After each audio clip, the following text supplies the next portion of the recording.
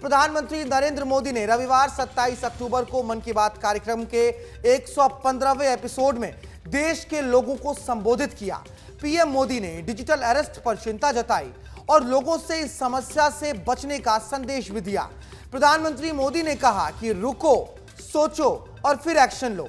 किसी भी fraud call पर आने से पहले आपको रुकना है, फिर सोचना है और तब जाकर एक्शन लेना है। आनन फानन में किया गया कोई भी कदम आपके अकाउंट से पैसों को साफ कर सकता है। तो प्रधानमंत्री मोदी ने आज मन की बात के 115वें एपिसोड में देश के नागरिकों को साइबर फ्रॉड से बचने की सलाह दी है। रुको, बाद में सोचो और फिर एक्शन लो। ये 3 चरण आपकी डिजिटल सुरक्षा का रक्षक बनेंगे। साथियों, मैं फिर कहूंगा, डिजिटल अरेस्ट जैसी कोई व्यवस्था कानून में नहीं है। मोबाइल की एक ओटीपी आपके पूरे अकाउंट को खाली कर देती है और ऐसी कई खबरें आप अखबारों में भी पढ़ते होंगे और हम भी आपको अक्सर ऐसी खबरें बताते हैं। हम आपको 2 तस्वीरें दिखा रहे हैं, 2 तस्वीरों को देखिए। पहली तस्वीर के जरिए आपको यह समझाने की कोशिश है कि अब तक साइबर पुलिस के पास 2024 में अप्रैल तक साइबर ठगी के इस तरह के लगभग 7.5 लाख मामले आए थे और ये मामले 7.5 लाख की संख्या को भी पार कर गए।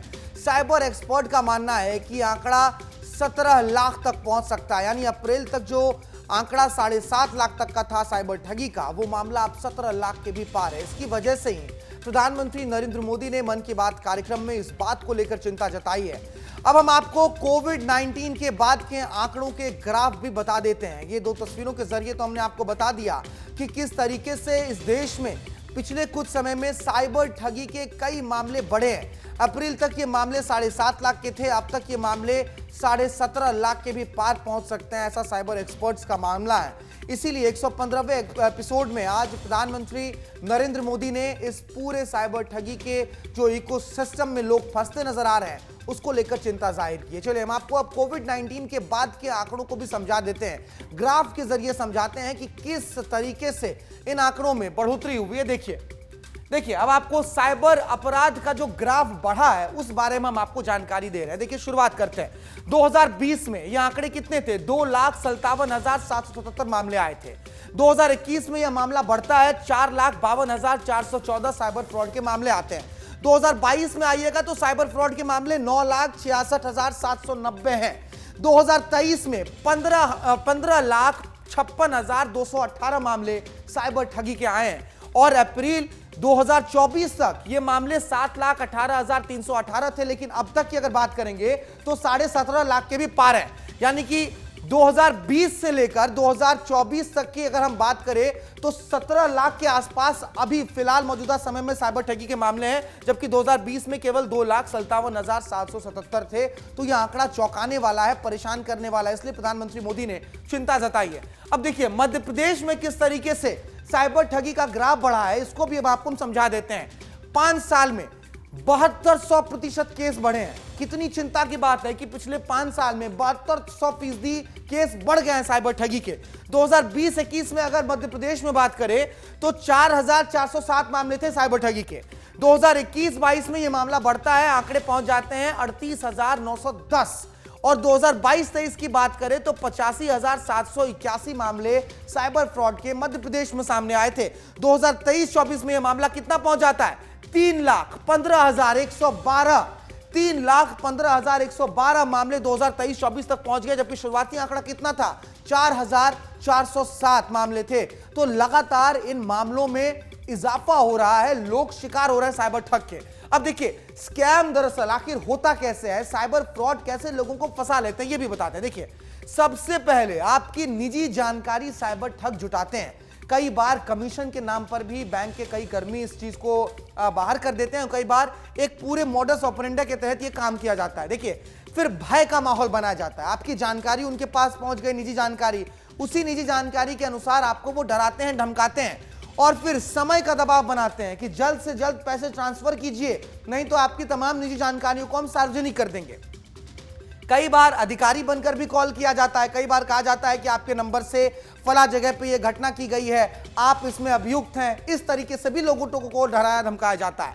Toll free number. अब देखिए साइबर फ्रॉड होने पर क्या करें, वो तो हमने आपको बता दिया कि साइबर ठगी होती कैसे है, लेकिन अगर आप इसके शिकार हो रहे हैं तो आपको क्या करना है वो भी जान लीजिए। आप अगर आप साइबर फ्रॉड कॉल के शिकार हैं तो सबसे पहले टोल फ्री नंबर 1930 पे आपको कॉल करना है, ये टोल फ्री नंबर है। उसके बाद cybercrime.gov.in, एक तो वो टोल फ्री नंबर 1930 है, उसके अलावा cybercrime.gov.in ये ऑफिशियल वेबसाइट है, सरकारी वेबसाइट है। इस वेबसाइट पर जाकर भी आप अपने साइबर फ्रॉड के मामले को रिपोर्ट कर सकते हैं और पुलिस को सूचित करें। सबसे बड़ी बात यही है कि अगर आप साइबर मामलों में ठगी के शिकार हो रहे हैं तो पुलिस को तत्काल इसकी सूचना दें ताकि पुलिस आगे की कार्रवाई कर सके। तो हमने आपको ग्राफ के जरिए भी बताया है कि किस तरीके से साइबर फ्रॉड के मामले बढ़े हैं, मध्य प्रदेश के आंकड़े भी बता दिए, कैसे ये साइबर फ्रॉड होता है ये भी बताया है, और किस तरीके से साइबर फ्रॉड से बचना है हमने अब आपको यह भी समझा दिया है। अब चलते हैं आपको लेकर, हमारे सहयोगी राकेश चौधरी हमारे साथ जुड़े हुए हैं राजधानी दिल्ली से। राकेश, प्रधानमंत्री नरेंद्र मोदी ने चिंता जाहिर की है क्योंकि आंकड़े भी जो अभी हम बता रहे थे अपने दर्शकों को, वो आंकड़े परेशान करने वाले हैं क्योंकि बहुत बड़ा इजाफा हुआ है। कहां 4000 मामले पहले सामने आए थे मध्य प्रदेश में, ये मामले बढ़कर अब लाखों पार पहुंच गए और देश भर की भी बात करें तो 17.5 लाख मामले हैं।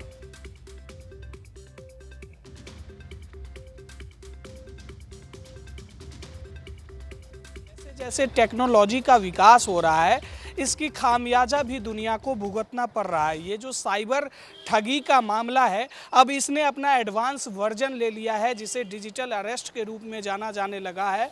और पीएम मोदी को मन की बात में इसे इसलिए जिक्र करना पड़ा कि देश में लगातार ये मामले बढ़ते जा रहे हैं।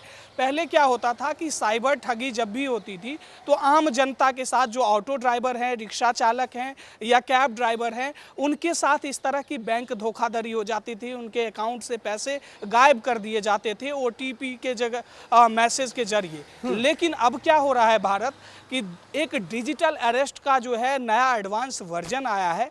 इसमें ये जितने भी ठग हैं ये अधिकारी बनकर एलीट क्लास के लोगों को कॉल करते हैं। वो एलीट क्लास के लोग कौन होते हैं?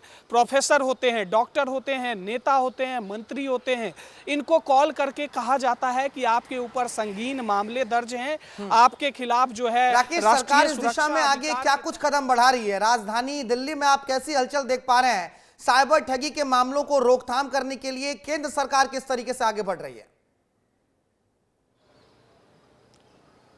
देखिए, भारत केंद्र सरकार ने कई मुहिम चलाई है। पीएम मोदी ने भी जो आज जिक्र किया है उसी का एक तरीका है कि लोगों को ज़्यादा से ज़्यादा अवेयर किया जाए। पिछले दिनों दिल्ली में ही कम से कम 1 लाख से ज़्यादा मामले सामने आए थे।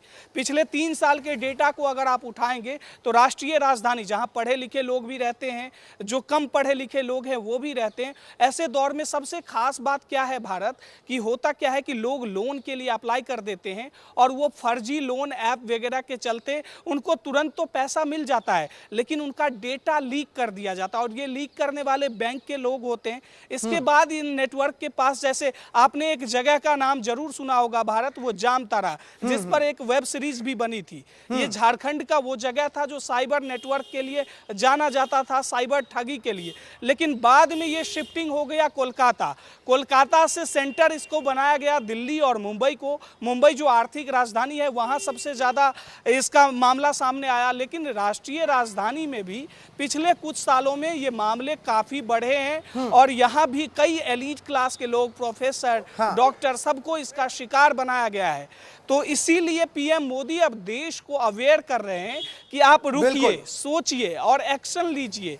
ऐसा कोई कानूनी प्रावधान नहीं है। कानून तो अपनी जगह काम करता ही है और ये मामलों में अक्सर देखा जाता है कि ट्रांजैक्शन इतनी जल्दी होता है, इतने बैंक अकाउंट से पैसे फ्लो होते हैं कि उसे पकड़ पाना, ट्रेस कर पाना मुश्किल होता है। इसीलिए प्रधानमंत्री नरेंद्र मोदी ने आज पूरे देशवासियों को कहा है कि ऐसे मामलों में पहले रुकिए, सोचिए और फिर एक्शन लीजिए, क्योंकि आपके गाड़ी कमाई का पैसा होता है। ये बहुत शुक्रिया तमाम जानकारियों के लिए आपका।